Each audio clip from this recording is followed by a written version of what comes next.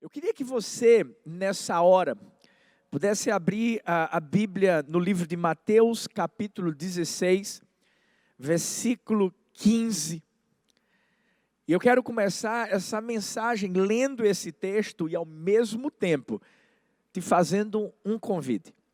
A Bíblia diz em Mateus 16, 15: disse-lhes, isso é Jesus falando para os seus discípulos: vão pelo mundo todo e preguem o evangelho a todas as pessoas. Vamos orar. Pai, obrigado por esse momento tão poderoso, tão sobrenatural, que nós estamos tendo com todos aqueles que estão conectados nessa hora, assistindo a essa mensagem, participando desse evento, dessa conferência. Nós queremos pedir, fala conosco pelo Teu Espírito Santo.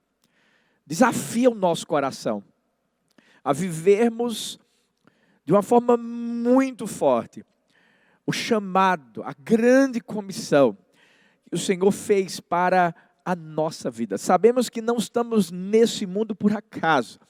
Queremos brilhar a Tua luz, queremos fazer a diferença, queremos saquear o inferno, queremos povoar o céu. Que Jesus permaneça sendo o único a ser engrandecido, a ser exaltado. No nome de Jesus, amém, amém e amém. Nós acabamos de ler o texto de Mateus 16, 15, que diz: vão pelo mundo e preguem o evangelho a todas as pessoas ou a todas as criaturas. O tema dessa mensagem é: vamos. É uma interrogação, vamos. Porque a verdade é que todos nós fomos chamados para exercermos essa missão tão importante que Deus, que o Senhor Jesus deixou para mim e deixou para você. Eu tenho quase certeza de que isso aqui pode até mesmo se tornar uma hashtag. Hashtag vamos, né? Eu acho que já ia bombar no Instagram, nas redes sociais. Os discípulos, se naquele tempo usassem as redes sociais, eu acredito que colocariam essa hashtag. Agora, você já pensou se os discípulos de Jesus chegassem para Jesus e dissessem assim: não, Jesus, não vai dar para ir por todo mundo. Deixa a gente só ir aqui pertinho, no bairro. Deixa a gente chegar só na nossa cidade. Ou então, vamos fazer uma coisa? Só no Brasil. A verdade é que Deus não nos chamou para irmos a poucos lugares. Não, Deus nos chamou para nós irmos por todo o mundo. Esse chamado que Deus fez para mim e para você é porque Ele sabe o potencial, o poder, a unção que Ele tem derramado sobre a nossa vida. Ainda bem que os discípulos não fizeram isso. Pelo contrário, Marcos 16, 20 diz: os discípulos saíram, pregaram por toda parte, e o Senhor cooperava com eles, confirmando-lhes a palavra com os sinais que o acompanhavam. Uau! Eles foram, eles obedeceram a esse chamado. Talvez eles estivessem cansados, sobrecarregados, desgastados e até desacreditados. Talvez eu digo isso porque Jesus ele estaria subindo ao céu. O maior companheiro deles iria subir. Mas isso não fez com que eles entrassem numa depressão. Pelo contrário, eles entenderam que eles precisavam ser motivados para viverem esse chamado. Vamos, de ir, de levar a palavra, de levar o evangelho e de alcançar mais vidas. Eu não sei como é que está o seu coração nesse dia. Eu não sei se o cansaço tem tentado te parar. E a minha orientação, o meu conselho para você hoje é: não deixe o cansaço te parar. use o cansaço como combustível para te mover. E sabe como é o nome desse combustível? É o amor. É o amor a Deus, é o amor a vidas. É o entender que você está nesse mundo para dar continuidade àquilo que Jesus começou. A grande questão é que muitas vezes a gente coloca de lado esse chamado tão especial que Deus nos fez, por qualquer coisa. Às vezes o irmão olhou meio feio para você e você diz assim, eu que não vou chamar mais ninguém para a igreja, porque já pensou se ele faz a mesma coisa com o outro? Ou então alguém te traiu, e aí você diz assim, eu que não vou pregar mais para as pessoas, porque eu só vivo sofrendo, eu prego, mas olha o que fulano de tal fez comigo. O pior de tudo é que a gente fica igual a Judas, que vendeu Jesus por moedas. Mas a diferença é que a gente acaba vendendo o nosso chamado por nada. Às vezes a pessoa está atrás de um cargo que não consegue e diz assim, está vendo, meu chamado não é para pregar o evangelho. Não. Eu quero que você entenda, não existe circunstância, dificuldade, problema, nada, absolutamente nada que mude o chamado do Senhor na nossa vida. Milhares de anos atrás, essa verdade já tinha sido dita pelo Senhor. Jesus já tinha dito, vão por todo mundo, preguem o evangelho. Hoje, eu acredito que Ele está olhando para mim, para você, e está perguntando, vamos? Qual a resposta que eu e você vamos dar para Jesus? A Igreja do Amor tem um lema. Nós sempre declaramos, temos uma missão. E não vamos fugir dela. Vamos ganhar as multidões e cuidar muito bem delas. Amamos nossa igreja e ela é do Senhor. De Paulista para o mundo. Muito prazer. Somos a família do amor. Perceba bem que isso que Deus colocou no nosso coração há vários anos atrás. Quando nós falamos assim, temos uma missão e não vamos fugir dela. Nós estamos dizendo assim, aconteça o que acontecer, nós vamos permanecer focados.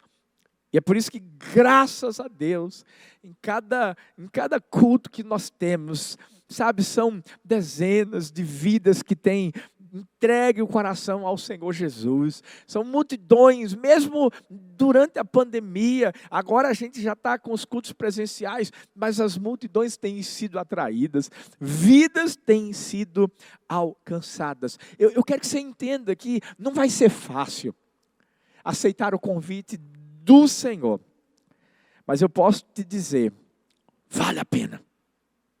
Vale a pena seguir aquilo que o Senhor Jesus quer que nós façamos. E vale a pena entender que Deus quer contar comigo e com você.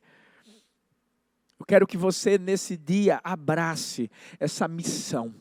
Abrace o propósito de Deus para a sua vida. Tem muita gente que espera pegar um microfone para poder pregar a palavra do Senhor. Não.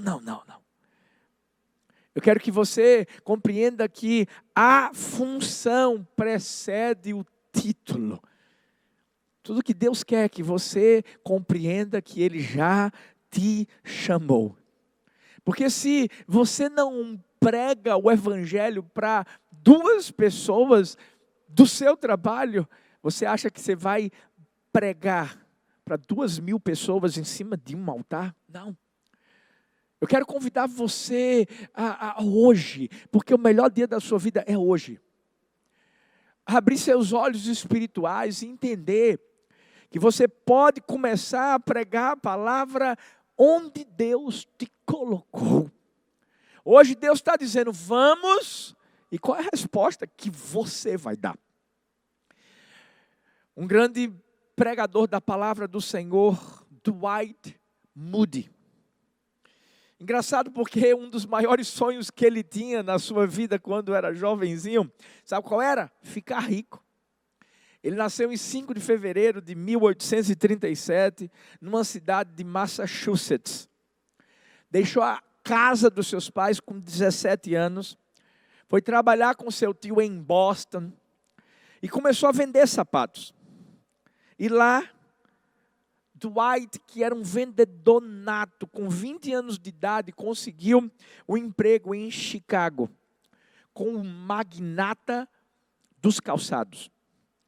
Mas ao mesmo tempo, o jovem cuidava de crianças lá dos cortiços de Chicago. Ele ajudou a fundar uma escola dominical. Dentro de pouco tempo, se tornou uma igreja independente da rua Illinois. E após alguns anos, ele desistiu de vender sapatos. E sabe qual foi a decisão dele? Vender crianças para Deus. Ele dizia que isso era muito mais estimulante.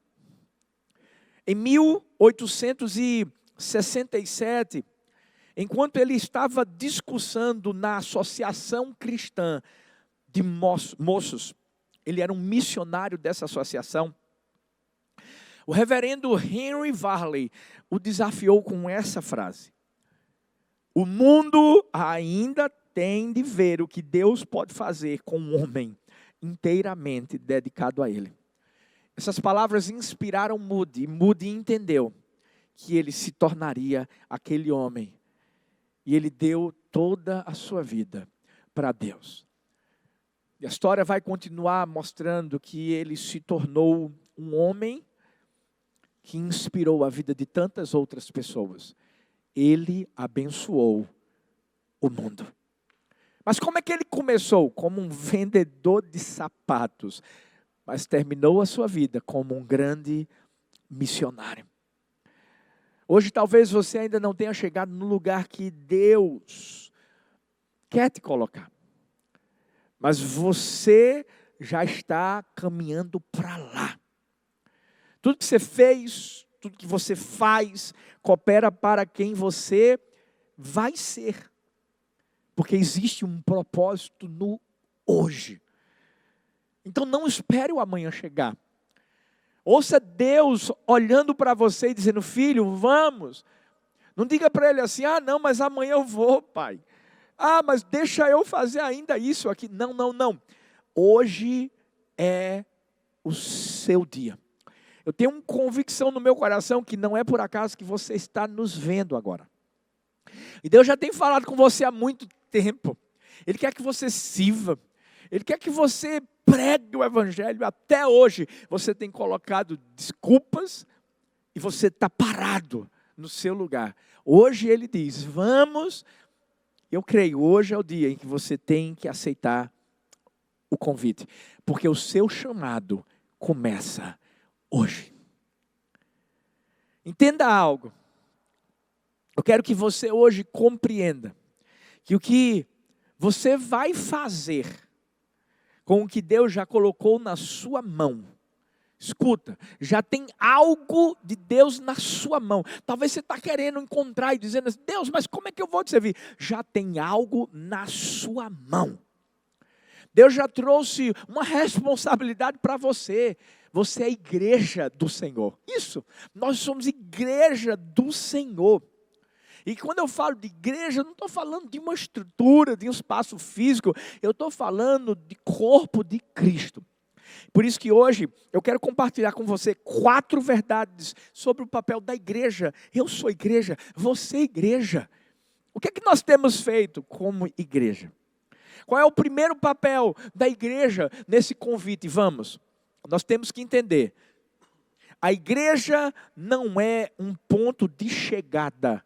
Ela é um ponto de partida.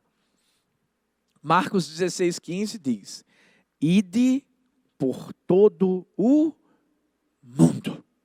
Uau! Ide. Deus não está falando aqui, fique, não. ide. A igreja não é um ponto de chegada, é um ponto de partida. Tem muita gente que usa a igreja como uma âncora que vai te aprisionar a não sair da mesmice. Mas a igreja não é um lugar para você somente estar, é um lugar para você passar. Talvez esse conceito vai ser um pouco diferente do que você tem ouvido, mas você vai me compreender. Tem muita gente que diz assim, a minha igreja é a minha casa, e em algumas proporções é mesmo. Eu sei que é um lugar onde a gente se sente bem, onde a gente sabe que tem uma família, mas isso infelizmente tem servido de desculpa. Para quê? Para que as pessoas vivam travadas, não saiam dos seus lugares. A gente tem que pensar mais ou menos assim, a igreja como um hotel. Pode parecer estranho, mas você vai me entender. Como assim? Você vive para sempre no hotel? Não. Por quê? Porque você vai chegar no hotel, mas você sai. Você fica por um tempo, mas você vai embora quando precisa. Você tem um lugar para descansar no hotel, para pertencer. Mas ao mesmo tempo, aquele lugar não te prende. O que é que eu quero te mostrar? A igreja não é um lugar para te prender. A igreja é um lugar para te lançar. Calma que você vai compreender isso. A missão já foi descrita, a ordem já foi dada. Sabe? O comando já foi anunciado. Deus disse, ide. O que é que eu tenho que fazer? Eu tenho que ir. Não estou falando que você não tem que criar raízes na igreja onde Deus te colocou. Pelo contrário, tem que criar com certeza. Seu coração tem que estar ancorado no lugar onde Jesus te chamou para pertencer. Mas isso não vai te impedir de sair desse lugar em busca de outras pessoas. Eu não estou te dizendo que você vai ficar de igreja em igreja, pulando de galho em galho. Não. Eu ensino isso aqui para a igreja do amor. Você tem que estar enraizado. O que eu estou te falando nesse dia é que você vai ter o seu porto seguro, mas você não vai ficar preso nele. Tem gente que faz do porto seguro um cativeiro. Porto seguro é o quê? É um lugar de paz, é um lugar de visão, é um lugar de lançamento. E o cativeiro é um lugar de prisão. Infelizmente, o cativeiro é um lugar de opressão. O porto seguro te traz liberdade, te traz alegria, dá uma visão ampla para você. Não faça da igreja um cativeiro, mas um porto seguro. Você vai ser lançado, você vai alcançar mais vidas para Jesus. Eu vi a história de um americano chamado Bruce Olson. Ele era um americano escandinavo, ele era um missionário cristão, muito conhecido por seu trabalho pioneiro. Olha o que ele fazia. Ele levou o cristianismo para índios da Colômbia e Venezuela, chamado motilones. Sabe quantos anos ele tinha quando saiu da faculdade de linguística e do nada resolveu comprar uma passagem de avião para a Venezuela? Tinha 19 anos. Mais interessante de tudo é que ele não falava espanhol. Ele tinha apenas alguns dólares na mão. E pouco antes de chegar lá na Venezuela, Olson ouviu falar sobre os motilones, que era uma tribo violenta, que vivia na fronteira da Venezuela e da Colômbia. Essa tribo tinha sido noticiada na TV, programas de TV, por causa de violentos confrontos com funcionários de uma empresa de petróleo que estavam querendo perfurar as suas terras. Ninguém no mundo exterior sabia nada sobre os motilones, sua cultura, sua língua, sua vida. Mas Deus plantou no coração de Olson, porque ele entendeu que a igreja não era simplesmente um lugar, né, um ponto de chegada, era um ponto de partida. E Olson foi em direção dos motilones. Sabe quais são as estimativas atuais? 70% das pessoas dos motilones, que são chamados motilones Bari, e estão agora vivendo o cristianismo. O trabalho de Olson com os motilones cresceu. Ele ajudou a estabelecer uma linguagem escrita, escolas, centros de saúde da comunidade e até mesmo para trabalhar com o governo colombiano para proteger as terras. Os jovens começaram a ser fluentes em Bari, em espanhol, começaram a estudar para se tornarem médicos, advogados, outros profissionais e trouxeram sua experiência de volta à tribo, usando-a dentro de sua cultura. Uau! Que coisa poderosa! Aquele homem, ainda jovem, ele revolucionou toda a história de um povo. Você sabe o que eu chamo isso? Eu chamo isso ousadia. A gente precisa ter ousadia. Ousadia para quê? Para sair do nosso lugar de conforto. A gente tem que fazer o que precisa ser feito. A gente tem que levar Jesus ao mundo, às pessoas que nunca ouviram falar dele. Tudo que eu quero é que a gente olhe para essa história, a gente se inspire e a gente entenda. A igreja vai partir em breve. Mas antes de partirmos do mundo, nós temos que partir para o mundo. Posso te fazer uma pergunta? Vamos? Você está pronto? Você vai aceitar esse convite? Não é meu, é o do Senhor. Mas outra verdade que nós precisamos entender é que a igreja sempre ataca. Mateus 16:18 fala: também eu te digo que tu és Pedro, e sobre esta pedra edificarei a minha igreja, e as portas do inferno não prevalecerão contra ela. Vamos atacar o inferno. Vamos atacar a prostituição, vamos atacar o adultério, vamos atacar a corrupção, vamos atacar a pobreza, vamos atacar os vícios, vamos atacar as doenças, vamos atacar as injustiças. Eu não estou falando que a gente tem que atacar as pessoas. Não, a gente tem que atacar as coisas que não agradam a Deus. O maior problema é que a gente está tão preocupado em atacar pessoas, em às vezes apedrejar as pessoas, que nós esquecemos de atacar o pecado. Infelizmente a religiosidade faz isso.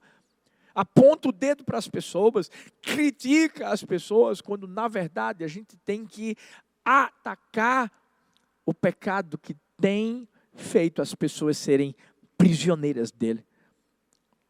Vamos focar. Vamos parar de focar na pessoa e vamos focar no pecado. A igreja não é inimiga das pessoas, a igreja é inimiga do diabo. Porque é o diabo que veio para roubar, matar e destruir. As pessoas são para a gente acolher, a gente amar, abraçar. O pecado não, o pecado é para a gente erradicar. Então não vamos inverter os papéis. Vai dar trabalho? Com certeza. Porque atacar dá trabalho. Mas para atacar a gente só precisa fazer uma coisa: se equipar, se fortalecer, se levantar do lugar cômodo. Eu posso te garantir uma coisa: vale a pena saquear o inferno para povoar o céu.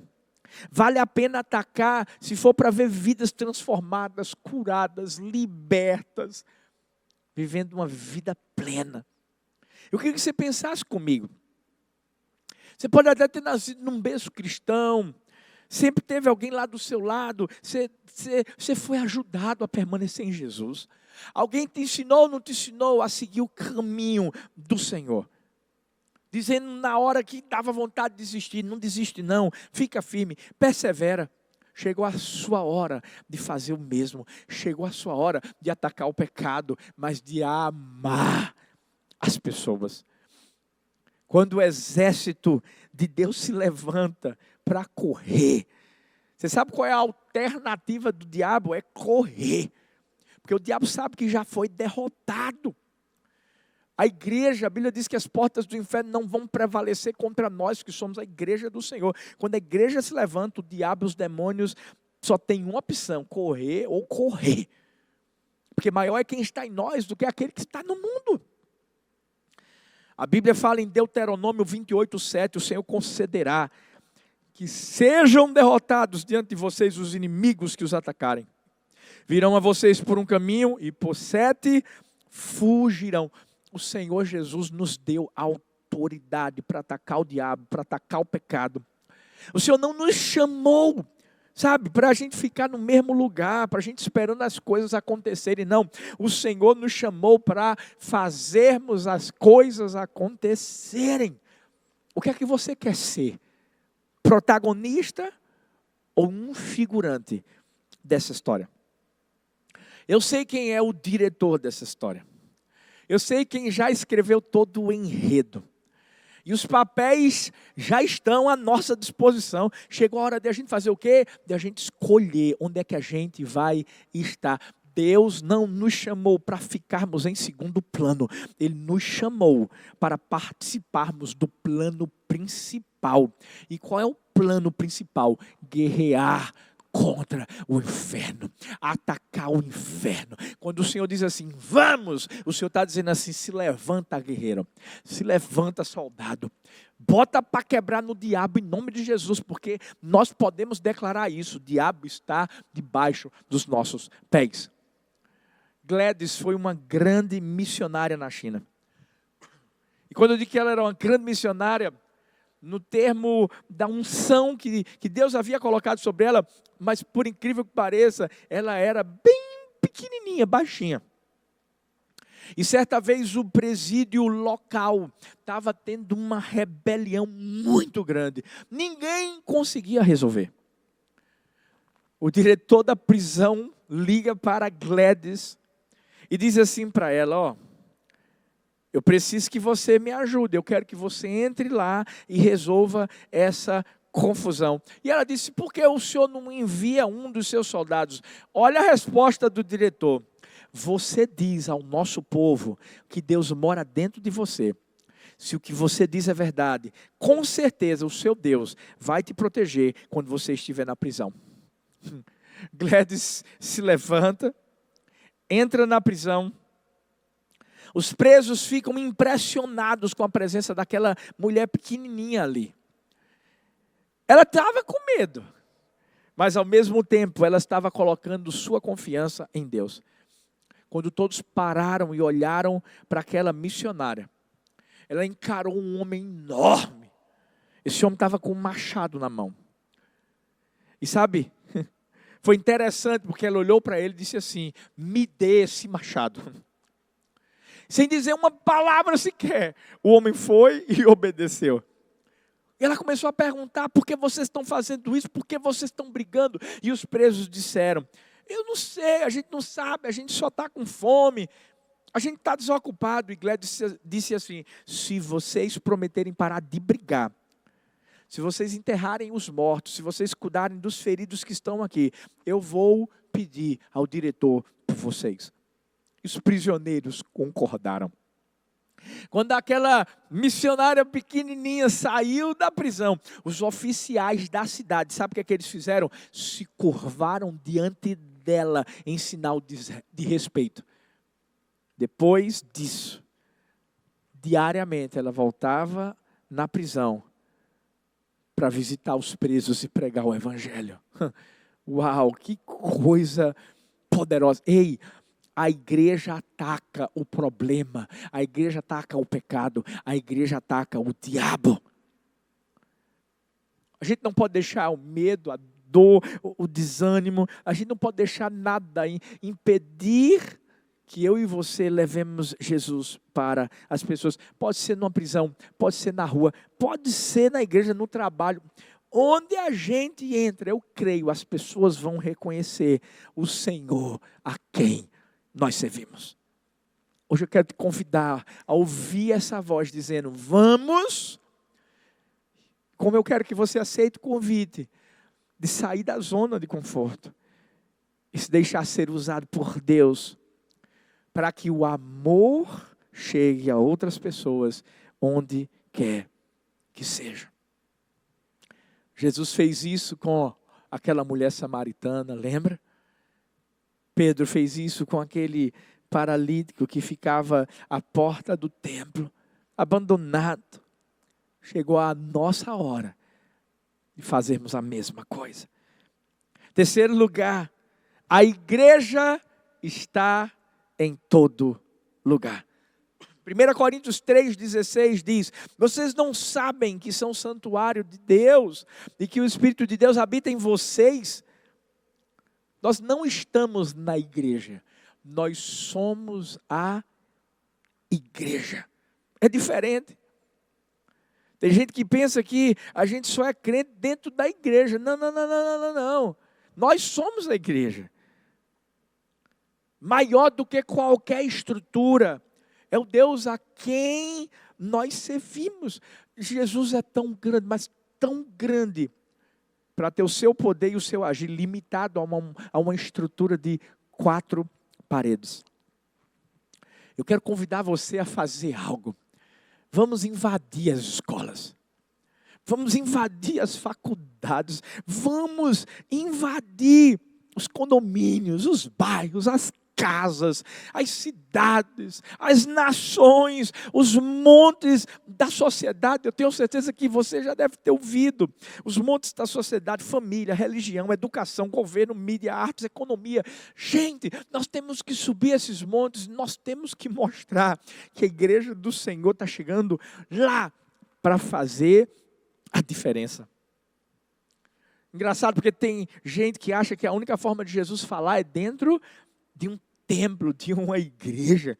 Pelo contrário, Jesus ele se manifesta, seja onde você estiver. Nós somos o templo, nós somos a morada do Espírito Santo. Não tem como se separar de alguém que mora em você.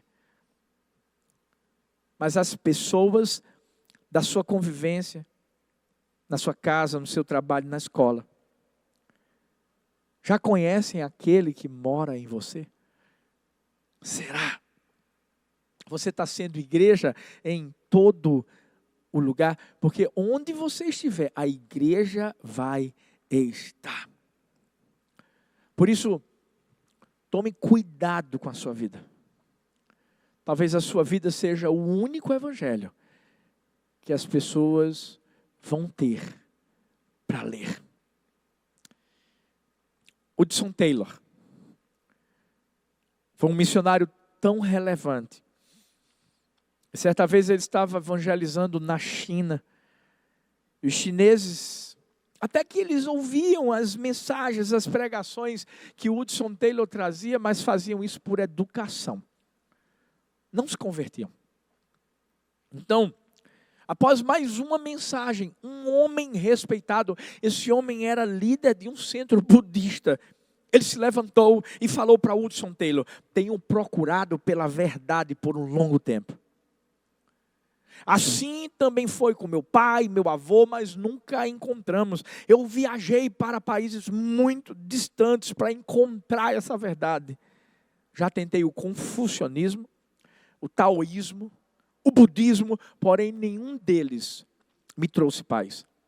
Mas nessa noite, disse aquele homem, eu encontrei o descanso que eu precisava. Eu sou um crente em Jesus. Dias depois, aquele homem chega novamente e pergunta a Hudson Taylor: há quanto tempo as pessoas conhecem Jesus na sua terra? E o missionário respondeu: há centenas de anos. O homem ficou assombrado e disse: o quê? Vocês já conheciam a verdade há centenas de anos e não vieram nos contar antes? O meu pai procurou pela verdade durante toda a vida e morreu sem encontrá-la. Por que vocês não vieram mais cedo? Uau! Será que nós não temos privado as pessoas dessa verdade? Sabe, quando Deus diz assim, vamos, ou seja, vão por todo mundo, será que nós, quando ficamos parados, não estamos privando as pessoas dessa verdade? Isso é muito sério. Nós precisamos ser eficazes em compartilhar o amor de Deus. E para isso a gente tem que aproveitar todas as oportunidades. Se você acha que eu falo de Jesus só aqui nesse púlpito, você está tão enganado. Uma das coisas que eu mais amo é aproveitar as oportunidades que Deus me dá. E quando eu digo aproveitar, é aproveitar todas.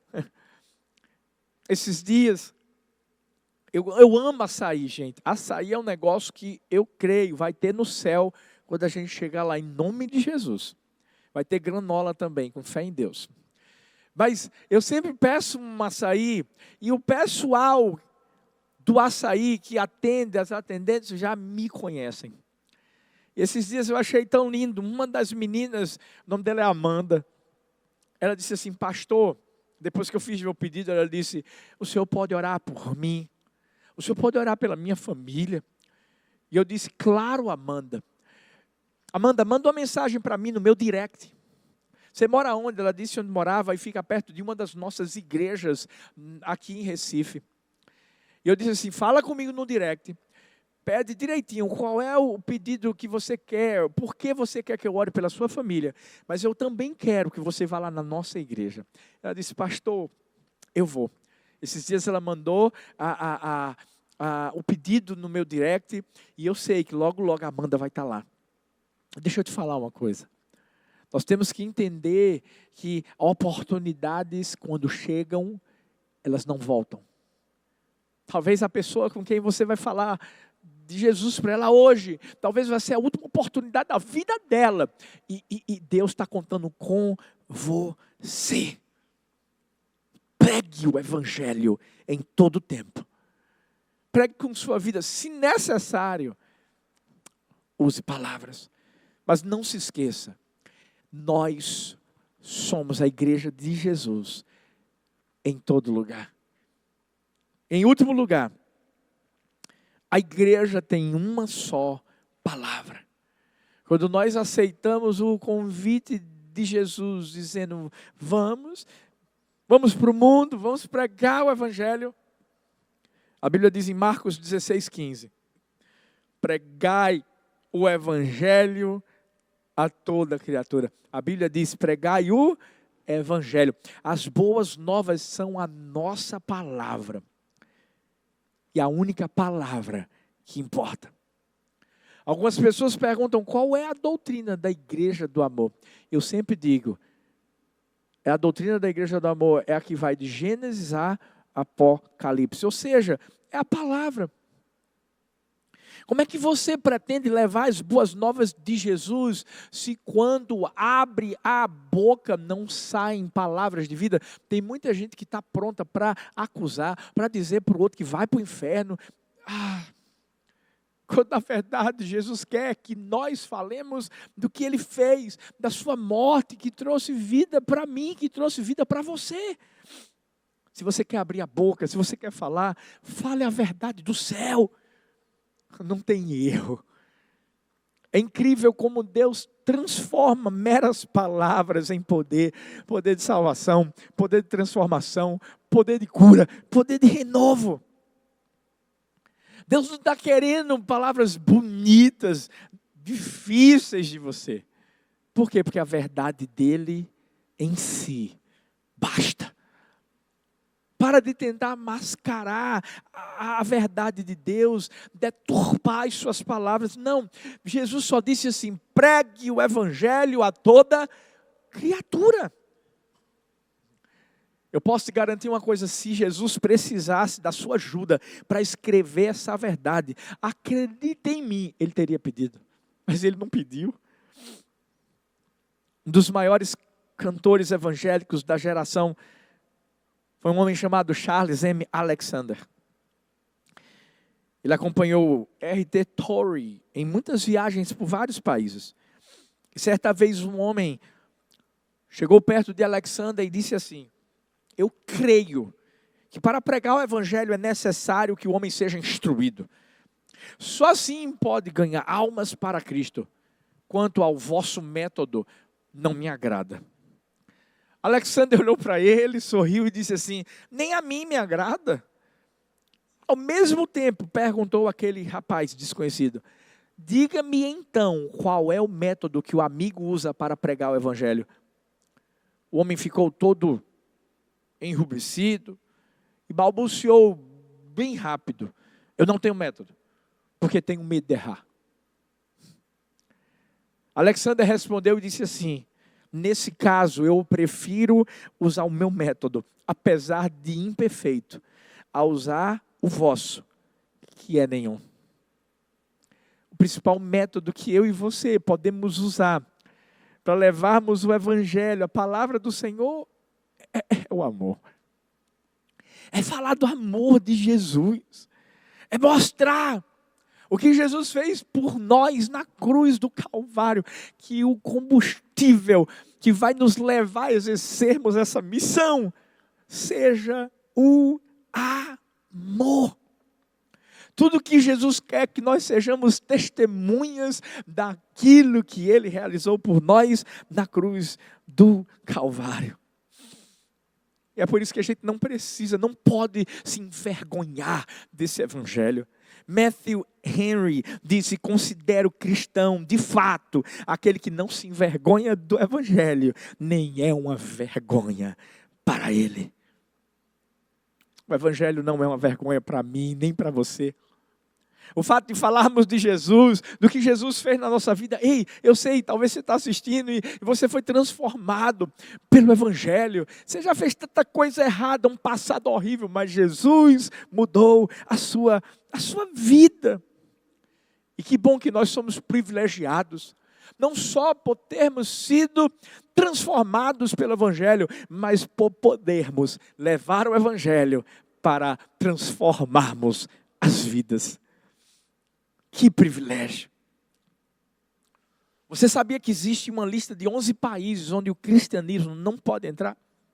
É claro, existe bem mais do que 11. Mas nessa lista aparecem alguns países onde as pessoas precisam escolher entre viver e servir a Jesus.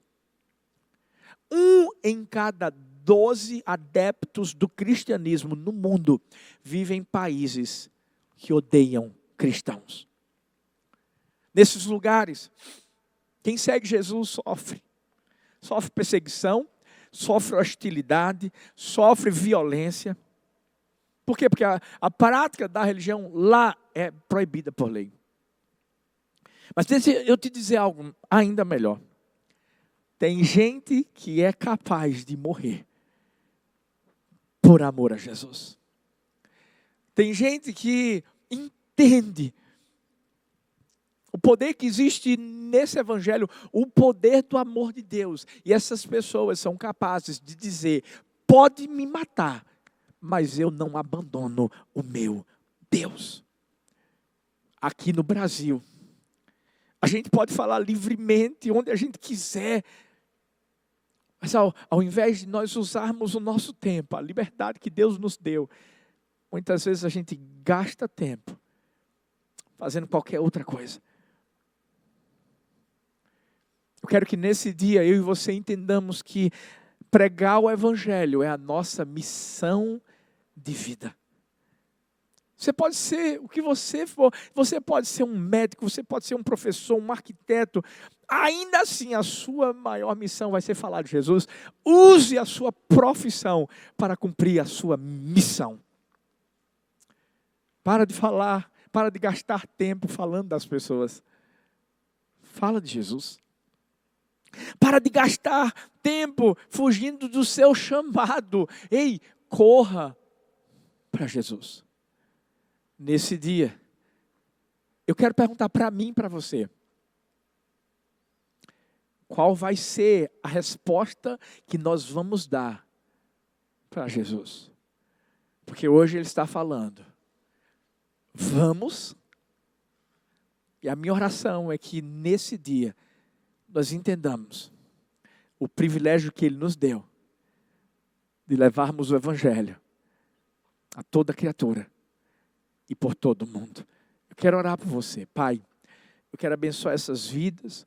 Eu quero declarar nesse dia que existe uma unção sobre os teus filhos e que eu creio que a resposta que todos vão dar é a mesma.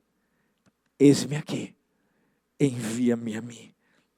Eu creio que os teus filhos nesse dia estão dizendo: vamos por todo mundo e vamos pregar o Evangelho a toda criatura, porque nós cremos que vidas vão ser salvas, o inferno vai ser saqueado e o céu vai ser povoado, no nome de Jesus. Amém, amém e amém. Que Deus abençoe a sua vida, no nome de Jesus.